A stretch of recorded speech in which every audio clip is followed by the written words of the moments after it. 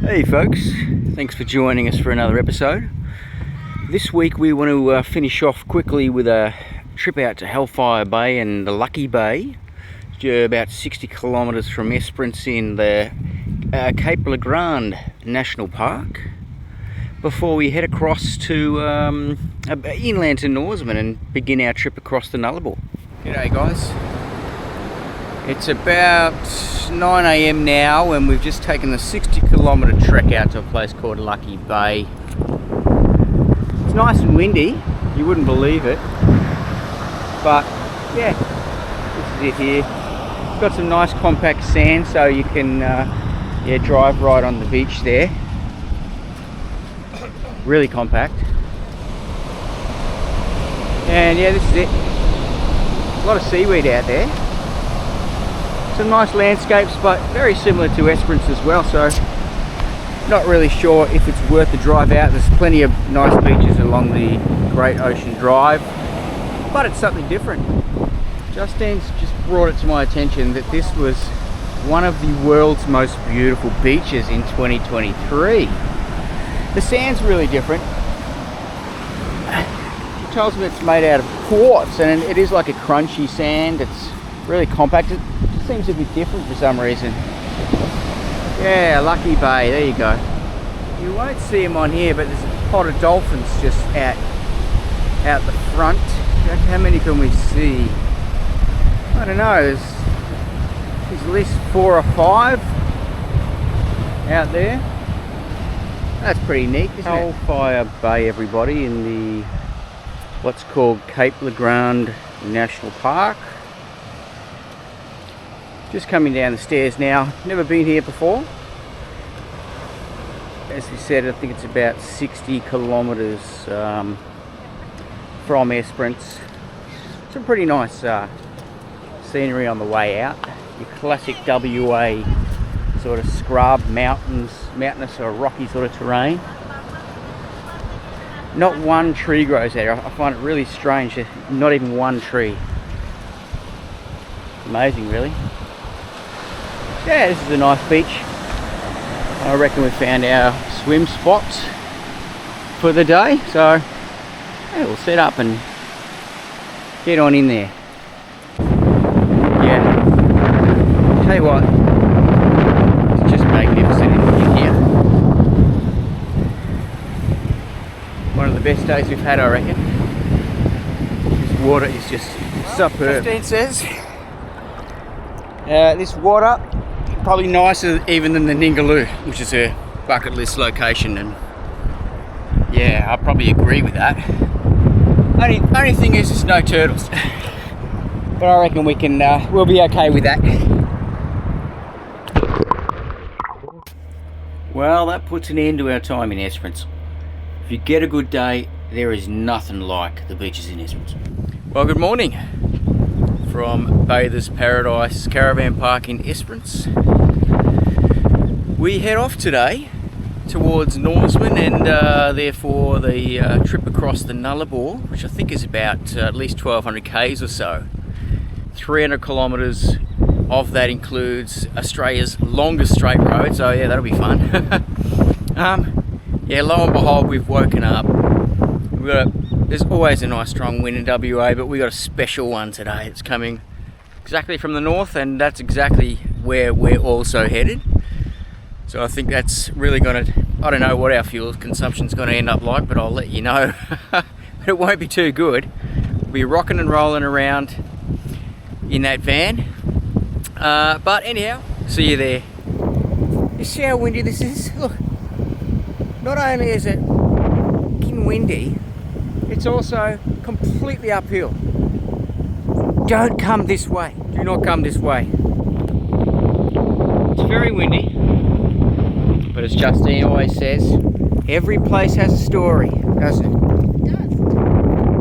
And this one used to have an Ampol service station on site, just over there. 1968. 68. And a lot of flies. There's awesome salt lakes. Unreal. Out in the middle of nowhere, heading towards windy Norseman. This is one of those giant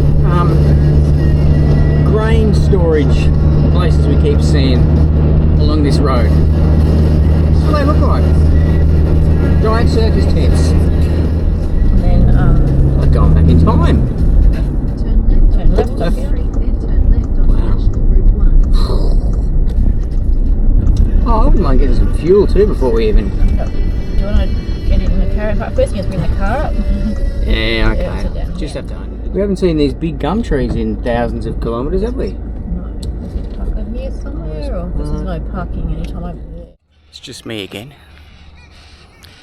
Well, we're at the Norseman Caravan Park now. We rocked in this afternoon after a really windy trek, and it's actually a pretty nice place. Really calmed down. Here's the office here, Justine. Yeah, it's actually a really nice place at the moment. Extremely outbacky. I have to try and take you for a walk through the park at some point. There's even a restaurant here. I think we might go and check that out. I think that's like a sort of motel or something like that, a more upper market as you can get anywhere. Anyway, for way out here. Apparently it's pretty good. Just talking to the neighbours there. Got an Ampol next door, an Ampol foodery. We went and tried to get some hot chips before, but the lady, she wasn't too hospitable for us. She really needed to go to the toilet, so she kicked us out.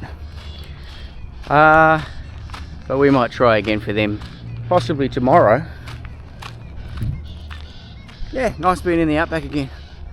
Bloody hot though. I think it was 38 or something today, which we haven't had any warm weather for months.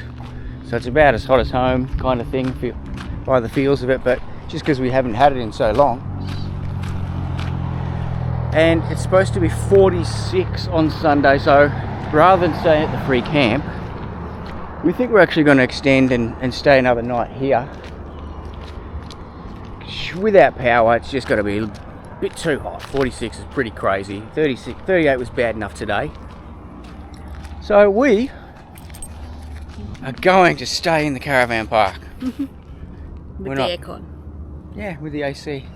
It's pretty nice in there. So here she is.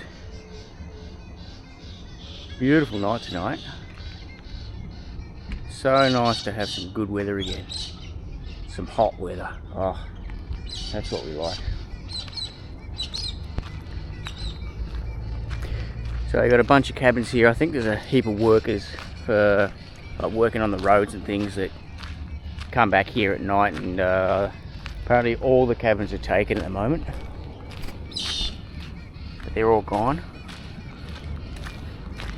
Half the sites are probably filled up, I would dare say. Power and water here, I think it's the last water you get before you hit the Nullarbor. This is the very start of the Nullarbor, really. And then there's 1200 k's where you cannot fill up any water from sort of any caravan parks or anything. But apparently there's a few spots that you can pay. I think it's $2 for 10 litres or something like that. Having a morning shower thought here. Spying on the people outside. The young people in tents and small setups. It reminds me of years and years ago when I came up to Darwin in really just an XF Falcon, or an XE Falcon, sorry. Nothing but my youth, whole life ahead of me. And I was looking at the Caravanners, wishing I was one of them, but now the shoe's on the other foot. Isn't it funny, life sometimes?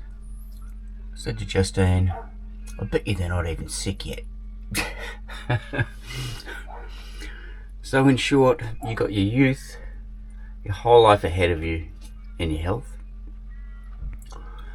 Or you're old, gonna get sick, but you got some cash. Should I go and tell them? Wait, they'll find out for themselves later on. A common theme that, look, we get told quite a lot from caravan parks nowadays is, you know, when they've got all these really tight parks and it's really hard to get in, it's all pokey and tough to manoeuvre around. You know, they tell us, oh look, the vans in the past, mate, they were all, you know, they were always really small. That's why we've built the van park like this. But yeah, look, I'm not really buying it. Look at this, 30 foot long. Some real old beaters around here. Old and original. And church. Nicely kept. Another one there. Some really old shacks. It's just been brought to my attention by the better half here. There's an RV park a little bit before the caravan park that we're staying in. It's free down the end there. There's a dump point and everything. And you can stay a couple of nights apparently. So I guess it's trying to get some tourism in the door in this tiny little town. This one guy got a windmill in his yard over there. See all these abandoned houses around. Wow, it's old and creepy. Oh, that's creepy. Wow, okay. You get up towards the centre of town and look, there's still these abandoned old cottages. Then you got this nicely kept town hall. The camel sculptures in the middle of the roundabout there, that's like a tourist attraction. Here's the tourist pulling into the Woodland Centre, which is the info centre. And there's a little dog running down the road here. Oh, information centre. Got a lot of little gadgets in there. All sorts of funny things you can buy that you wouldn't expect in there. Even mobile phones and tweezers and needle nose pliers and weird things like that. But done a good job with it. I think we've finally found the main street. It's always got the big pub on the corner. And there's a few people about, so let's go and have a look and see. Back in the gold days, just been told it was like 5 pubs, 4,000 people lived here. You can see it's sort of all just, yeah, as they do, they've just kind of gone downhill and everyone moves out and moves away. And you end up with a really tiny town. Well, here she is. You may have to walk down here on Australia Day and grab a nice cool beverage. Centre of town here, they've got just a few old pictures of, you know, what it used to look like back in the day. You can kind of even imagine it being here now. Norseman, the famous horse the town is named after, who reportedly was the one who struck gold with his hoof. And that's where it all started.